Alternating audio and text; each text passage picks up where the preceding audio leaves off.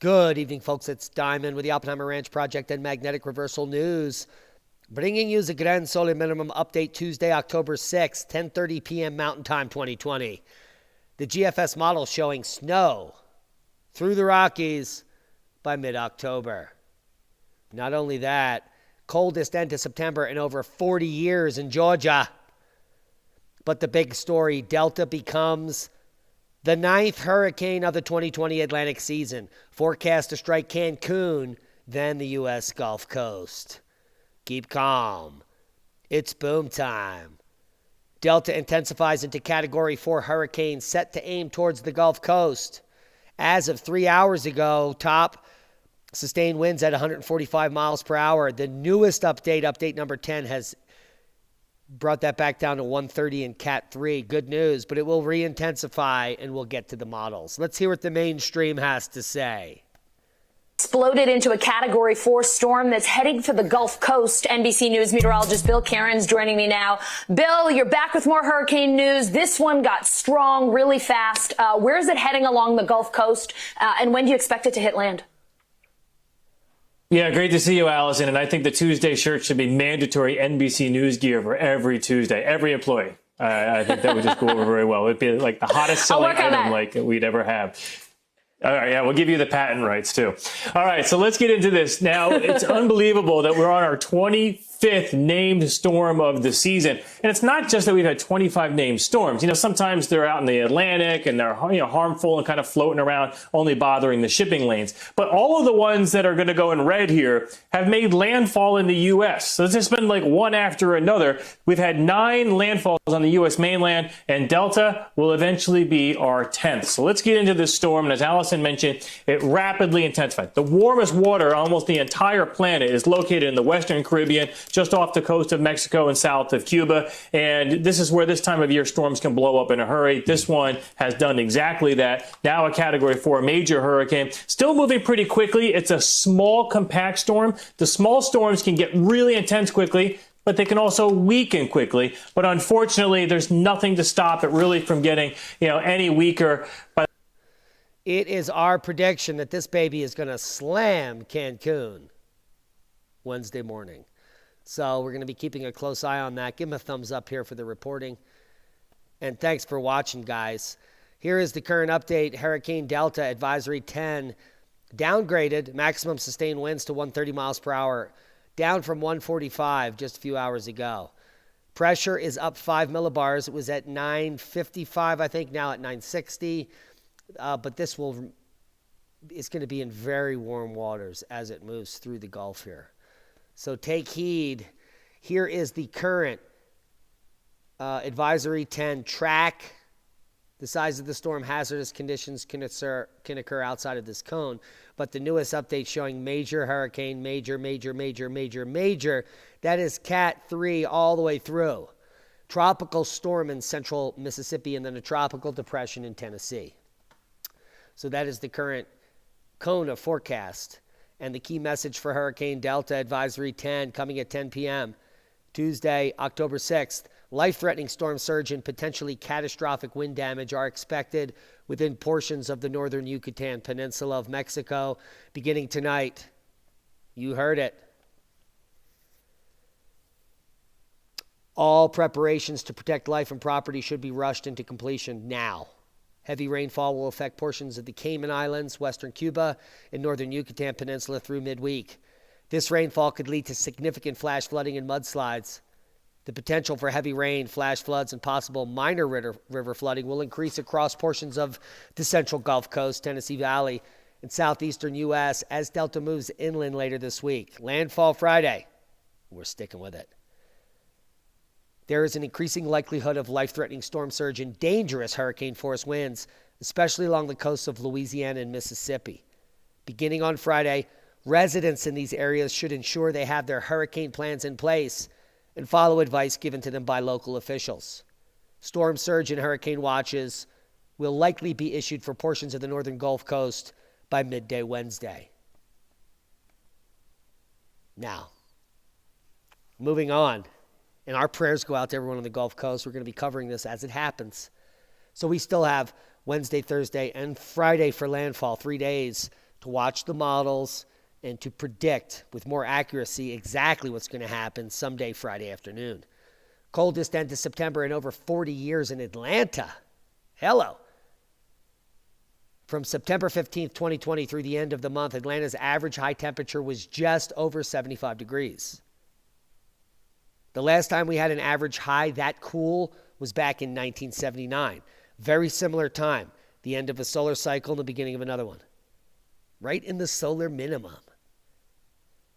The solar minimum was actually 75.6, so 789. This is the rising up of the next cycle. The similarities when comparing these 2 years are astonishing. They had the same hottest high temperature of 84 degrees. Both had 3 days with highs lower than 70 degrees and 4 days hotter than 80. In addition, the rainfall totals had a difference of 1/100th of an inch. I mean, if you can't see the cyclic nature of climate, I don't know what else to tell you. Let's take a look at some of these snow totals. Much lower in my region on the updated models, thankfully. So let's take a look at this. The first snow moving into the U.S. is going to happen in Washington State here. And that'll be midday Sunday. And then it's going to quickly move down through the rest of the Rockies. Second system will bring more snow just about a week later. And so winter begins as it did last year at the beginning of fall. Seismic update, very interesting quakes. We have this leftover blot echo 6 magnitude in Fiji down at 630 kilometers. Hello, that's deep. And keeping a close eye here on the Aleutians as a 5.9, 68 kilometers southeast of Sandpoint, Alaska, could be volcanic activity. But the rare tremblers we want to bring to the forefront here, 2.9 in Bolivar, Pennsylvania, of all places. On the Appalachian Fault, 2.6 in Maynard, Arkansas. So the New Madrid and the Appalachian Fault may be getting jiggy. And let's go over to Iceland, where strong earthquake activity in the Fatty Husvik fault zone in the Cherenus fracture zone. Quite an uptick early morning, 6th of October 2020. A large earthquake swarm took place at Fatty Husvik fault zone in the Cherenus fracture zone. This is at where the northern rift enters Iceland. And then if we traveled straight south into the center of the island, that is where the volcanoes will be erupting in short measure. Now the earthquake activity at the Cherenus fracture zone, the largest earthquake felt. It says magnitude 6.0 to M7. So there is this swarm might be ongoing and will be indicative of a potential magnitude 6 or 7. The largest in the swarm was 4.1, right where the green stars are. And this could be, wow, I mean, there are big things happening in Iceland. Now, not only is this earthquake swarm with a maximum magnitude 4.1 potentially a precursor for a 6 or 7 magnitude, but also large landslide far south of the Eyjafjallajökull town occurred also. This landslide took place on a farm south of this particular town. There was no house damage, but it was massive release of volcanic material from previous eruptions. And we have footage from the event. Gardalsfjalli ofan við bæinn Gilsá í Eyjafirði í morgun. Engan sakaði en mikil mildi þykir ekki verða tjón á íbúðarhúsi. Skriðan stöðvaðist 100 metrar frá húsinu.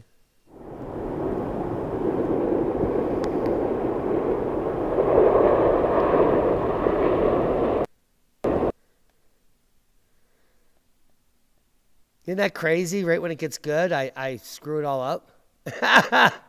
What would you expect? It's me. But I concur with this guy. I mean, he knows exactly what he's saying. Skriða féll í Hleiðargarðsfjalli ofan við bæinn Gilsá í Eyjafirði í morgun.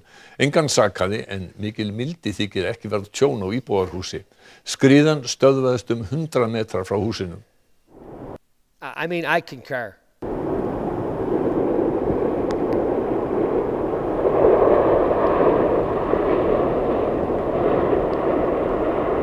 Skriðan féll fyrir klukkan 11 í morgun og í kjölfarið lokaði lögreglan veginum neðan við svæðið og gekk úr skugga að enginn væri í húsunum. Birgir Arason, bóndi á næsta bæ, náði þessum myndum þegar skriðan féll. Guð minn almáttugur.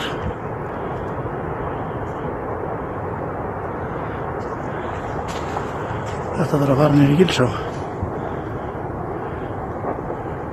Ég skal segja ykkur það. Amazing footage. It certainly was loud, if nothing else. And no one was injured. No houses were injured. Just simply an after effect of the earthquake swarm to the north and a wake-up call maybe for an imminent eruption happening anytime soon. So there's that. There's also 14 million metric tons of microplastics sitting on the sea floor. Study finds. That is 1 ton more than 13 million, by the way. So 14 million metric tons of microplastics now sitting on the ocean floor, making fish androgynous, and so on and so forth. Just amazing planet we live on. Earth was rocked by a supernova that possibly brought on the Ice Age 2.5 million years ago. And Sci-Fi Wire uses a picture of a cartoon Disney video, or Pixar, to add to legitimacy. 3 scientists win Nobel Physics Prize for groundbreaking holes in their blacks. Yes, these people got a Nobel Prize for studying something that cannot exist mathematically currently in our universe. Sign of the times. Al Gore got one. I mean, come on. Now, you wanted to see some reality, go outside and look up and look south. Mars is set to shine brightly tonight. It won't be this close to Earth until the micronova. Yeah, eliminates a huge swath of the population. But tonight, you can enjoy your life by looking up and seeing Mars, the brightest, reddest spot you will ever see it ever in your lifetime. And just look south. It's in the middle of the sky to the south, about 20 degrees above the horizon. So just barely tilt your head up and look south, and that red ball, that's Mars. Who knew? Well, you now know, because I told you. I don't want to watch that ad.